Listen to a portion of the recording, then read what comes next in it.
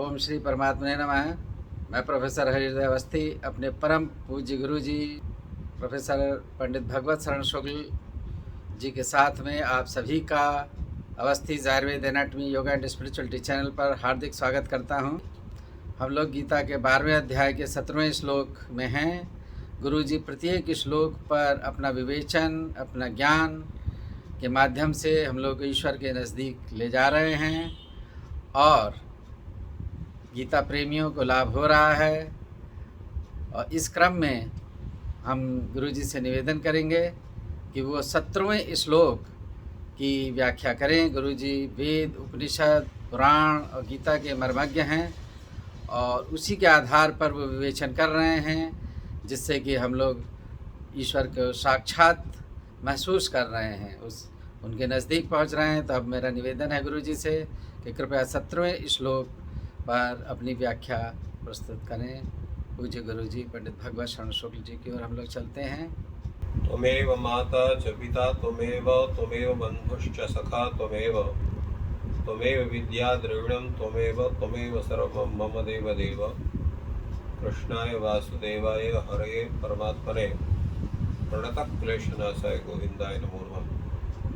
इस चैनल से संबद्ध सभी विद्वद्गण, सभी जिज्ञासु छात्रवृंद एवं सहृदय सज्जनगण तथा इस चैनल के संस्थापक एवं प्रबंधक आचार्य हरिहृदय अवस्थी जी,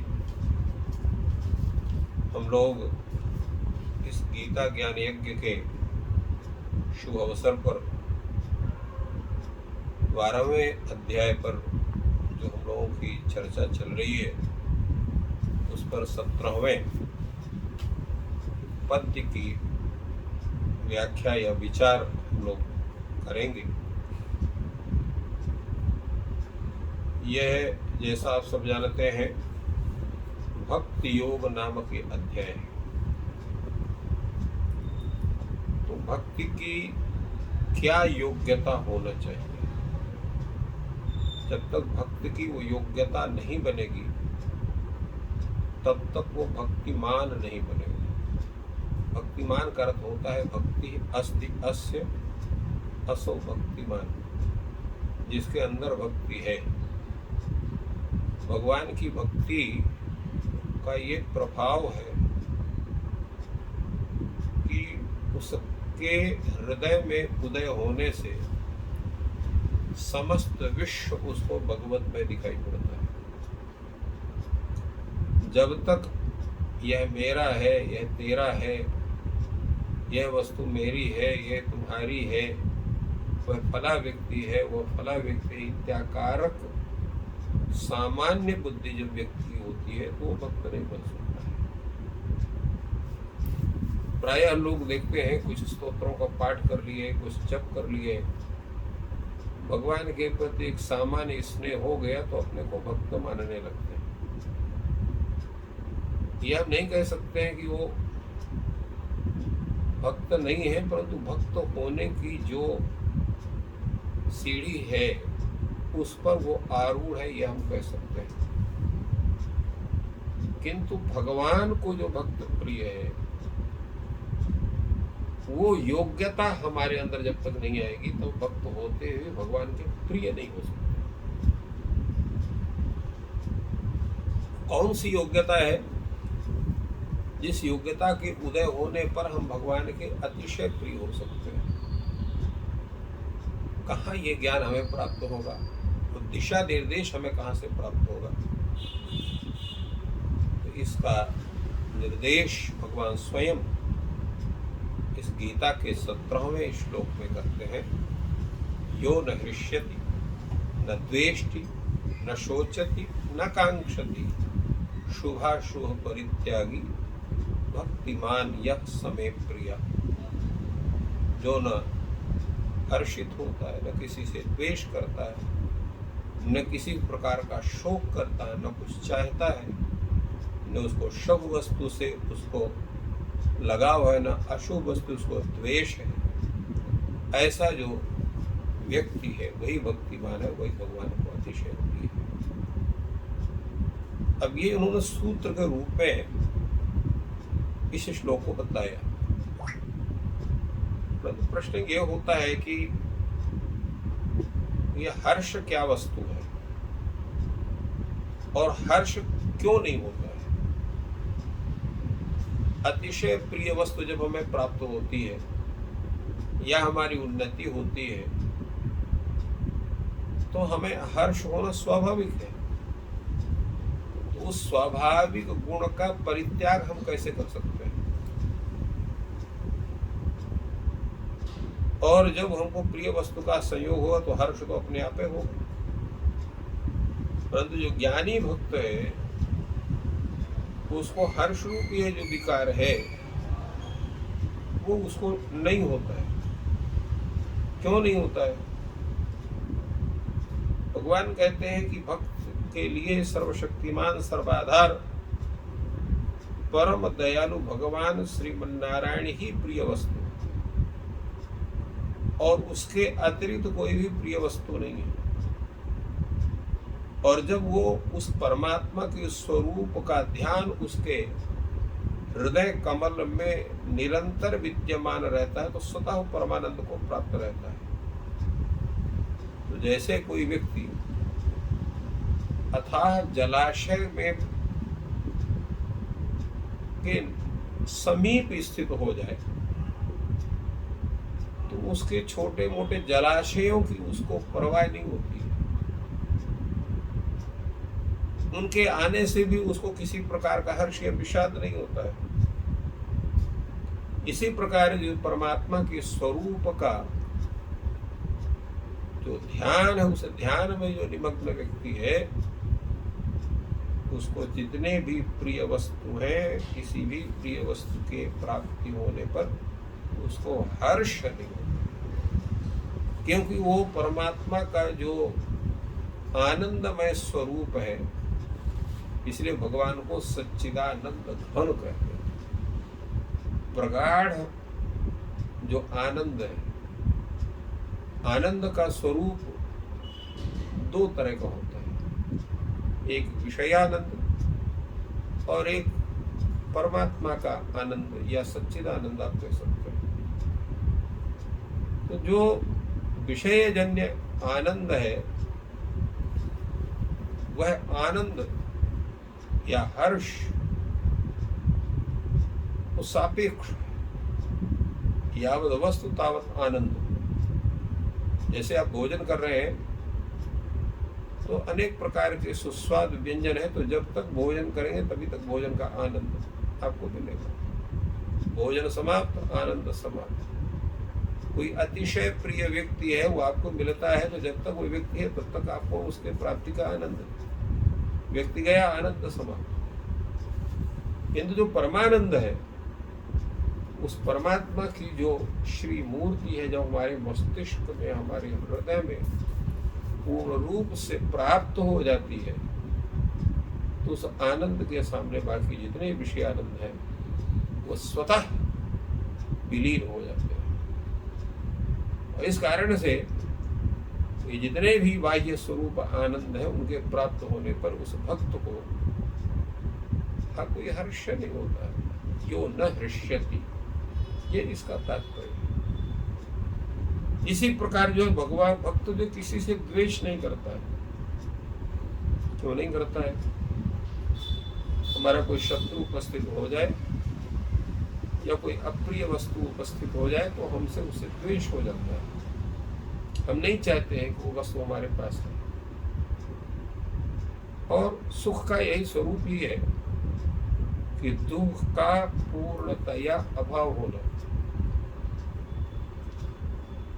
तो वो जो भक्त है जो परमानंद को अपने मस्तिष्क में पूर्ण रूप से स्थापित कर लिया है तो संपूर्ण जगत भी उस परमात्मा स्वरूप ही उसको दिखाई पड़ता है।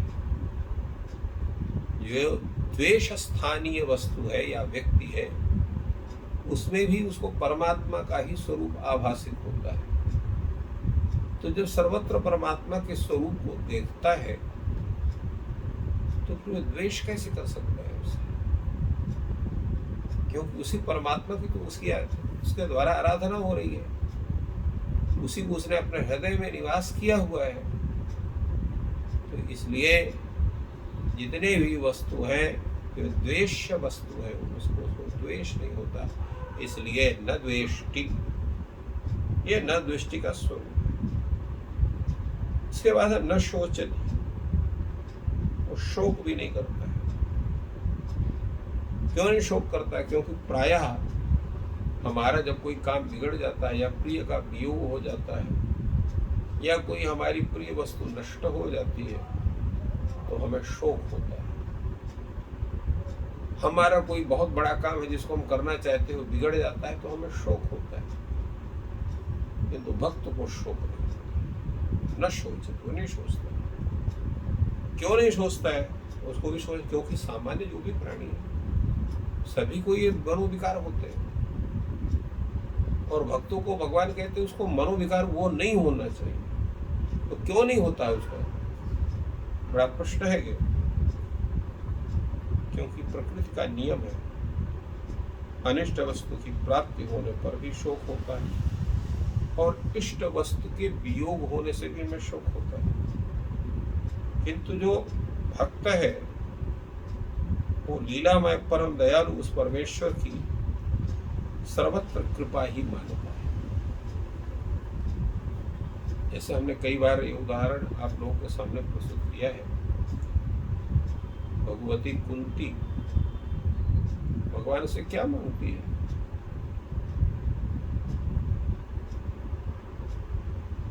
वो कहती है विपदा संतु में कृष्ण तत्र तत्र जगत गुरु।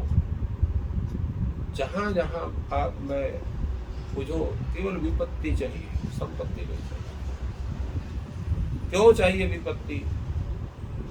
कि भगवान का जो भजन होता है वो विपत्ति भी होता है। संपत्ति आने पर विस्मृत होने की स्थिति बन जाती है। प्राय हम लोग देखते हैं कि जब हम अच्छा काम करते हैं तो चार आदमी के सामने उसका बड़ा अपनी प्रशंसा करते, इस काम को हमने किया, इसका ज्ञान खाली हम ही को है, इतनी संपत्ति हमारे बराबर किसी की नहीं है, हम जिसका जो चाहे सो कर सकते हैं। ये जो दुर्भिमान है, जो ये भाव है, ये क्यों बनता है हमारे अंदर? क्योंकि इस परमात्मा के स्वरूप का उदय, उसकी कृपा का जो प्रभाव है उससे हम अपने को अपरिचित मानते हैं। किंतु जो परमात्मा का स्वरूप हमारे अंदर विद्यमान हो जाता है तो उस प्रतिकूलता को भी हम भगवान की कृपा मानते हैं, और वास्तविकता भी है। मान लीजिए आप कहीं जा रहे हैं और संयोग से आपको दुर्घटना हो गई, आपको चोट लग गई, लोग आपके प्रति सहानुभूति प्रकट कर रहे हैं और आप बड़ा पूजा पाठ करने वाले हैं, आप भी भगवान को कोस रहे हैं कि हम भगवान की इतनी पूजा अर्चना करते हैं फिर भी भगवान हमको चोट लगाती है। हम उस भगवान की अहेतुकी कृपा को नहीं समझ पाते हैं, ये हमारी कमी है। जैसे माँ अपने बच्चे को जब स्नान कराती है और उसका जो मैल उसके शरीर में रहता है तो उसको बड़े अपने हाथों से थोड़ा सा जोर लगा करके उस मैल को छुड़ाती है। लड़का चिल्लाता है, फिर भी उसके उस चिल्लाने की गणना वो नहीं करती। कभी लड़का, वो छोटा सा लड़का माँ को मारने भी लगता है, माँ उसकी भी गणना नहीं करती, और ज्यादा गुस्सा हो जाती तो एक आध चपेटा भी लगा देती है। अथवा शिशु को कोई घाव हो गया है, उस घाव को साफ करना है तो माँ उसके साफ करने में उस शिशु के जो सामान्य पीड़ा है उसकी गणना नहीं करती। भगवान भी यही करते हैं, क्योंकि हमारा जो शरीर है जो हमें प्राप्त हुआ है ये हमारे प्रारब्ध कर्मों का फल है, जिसको हम भाग्य कहते हैं। भाग्य या दुर्भाग्य क्या है? हमारे जो प्रारब्ध कर्म उसका ये फल है। भगवान हमें वो कष्ट दे करके उस प्रारब्ध कर्म जन्य जो दोष है उसको भोगा करके और हमको शुद्ध करना चाहते, ये उनकी अहेतु की कृपा है जिसको हम नहीं समझ पाते। विज्ञ जन जानते हैं, इसलिए कष्ट को भी भगवान की कृपा मानते हैं। तो जब कष्ट भी हमें भगवान की कृपा लगने लग जाए तो फिर हम शोक नहीं करेंगे। इसलिए न शोचति, ये वाक्य भगवान ने कहा। इसी तरह से न कांक्षति, किसी वस्तु की आकांक्षा उसको नहीं होती है। क्यों नहीं होती है? प्राय हम लोग दिन भर कुछ न कुछ चाहते रहते हैं। सवेरे उठ करके हमको पानी पीना है, भोजन करना है, उसके लिए प्रयत्न करना है, अनेक प्रक्रिया करना है, निरंतर हमारी आकांक्षा बनी रहती है। हम अपने परिजनों से भी कुछ न कुछ चाहते हैं, भगवान से भी चाहते हैं, मित्र मंडली से भी चाहते हैं, और समाज से भी कुछ चाहते रहते हैं। हमारा चाहना तब तक नहीं खत्म होता जब तक हम स्वयं समाप्त नहीं हो जाते हैं। किंतु भक्त का स्वरूप दूसरा है। भक्त ये कहता है कि जो भी वस्तु हमें आवश्यक है, परमात्मा स्वतः हमको जो देने वाला है, तो उसकी आकांक्षा करने की हमें क्या आवश्यकता है? दूसरा क्या है कि सर्वथा प्राप्तव्य व्यक्ति कौन है?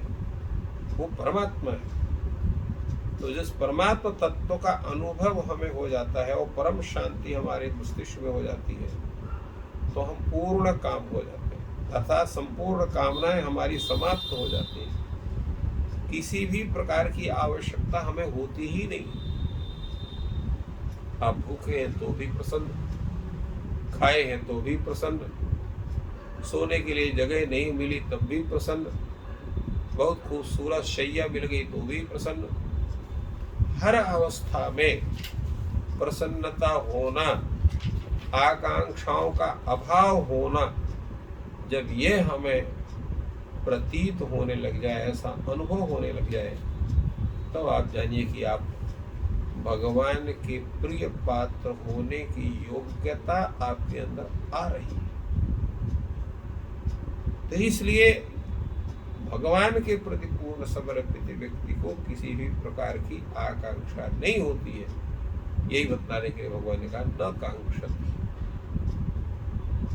यह शुभाशुभ परित्यागी का तात्पर्य क्या है? तो शुभ है जो वर्णाश्रम धर्म से जो हमें कर्तव्य प्राप्त हुए, या धर्मशास्त्र के द्वारा अनुमोदित जो कर्म हमारे द्वारा किए जा रहे हैं, जैसे यज्ञ है, दान है, तप है, हमारी जो जीविका है वर्णाश्रम से प्राप्त हुए। आजकल तो वर्णाश्रम के विरोध में लोगों के स्वर मुखर होते हैं। उसकी जो अच्छाइयां हैं, जो उसके गुण है, जो समाज और व्यक्ति दोनों के कल्याण की कामना से जो ये जिसके भी द्वारा, चाहे वो ऋषि मुनि हो, चाहे वो परमात्मा स्वयं हो, जिसके द्वारा वर्णाश्रम धर्म की ये मर्यादा, उसके कर्तव्य, आजीविका आदि का जो स्वरूप स्थापित किया गया है, जिससे संपूर्ण समाज, विश्व समाज व्यवस्थित होता है। आज हमारी जो दुर्दशा हो रही है, करोड़ों बेरोजगारों की एक बहुत बड़ी फौज इकट्ठा हो रही है। आए दिन नेता लोग चिल्लाते रहते हैं कि हम रोजगार देंगे, फलाना करेंगे, ठिकाना करेंगे। इसका मुख्य कारण क्या है? अपनी वर्णाश्रम द्वारा प्राप्त जीविका के प्रति उदासीन होना या द्वेष करना। भारतवर्ष का प्रत्येक व्यक्ति जन्म से ही स्वरोजगार से स्थित है। आपका जो पैतृक रोजगार है, जो जीविका का साधन है, वही आपके कर्तव्य कर्म है। भगवान तो यहाँ तक कहते हैं कि कसाई भी है, अगर उसको प्राणियों को वध उसको परंपरा से प्राप्त है, तो प्राणियों के वध करने में उसको दोष नहीं। किंतु ऐसा व्यक्ति है जिसको अपने कर्म से घृणा है वो क्या करेगा? इसलिए भगवान ने कहा है कि स्वकर्म सदोषमपि न त्यजेत, दोष युक्ता हुआ भी अपना कर्म वो त्यागने के युक्त नहीं है। तो ऐसे जो वर्णाश्रम धर्म है, जो शास्त्र के द्वारा बताए गए हैं, वो सब शुभ कर्म है।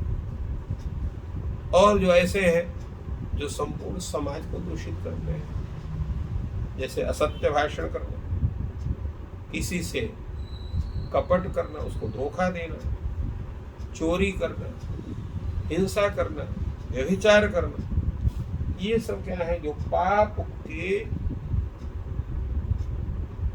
मूल है, जिनसे पाप बनता है, उत्पन्न होता है, वो सभी कर्म क्या है? अशुभ कर्म।